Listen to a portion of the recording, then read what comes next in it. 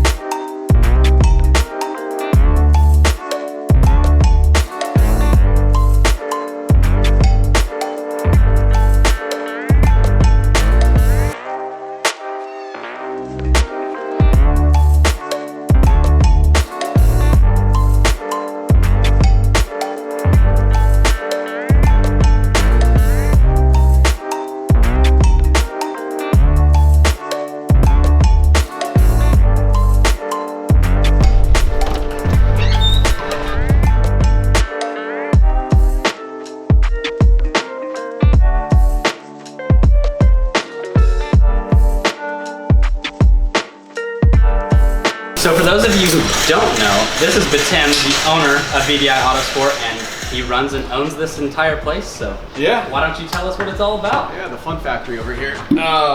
We mainly tune Porsches, get into McLarens every now and again, but anywhere from full-on race cars to, we have an engine building program, fab shop here, tire, mountain balance, basic service, all the way to weekend warrior track weapons, like what the boys at AE getting you guys all wheeled up for. So it's pretty cool. So it'll be fun to see what this thing does on track and in the canyons in the next few weeks. Yeah, I'm excited. Yeah.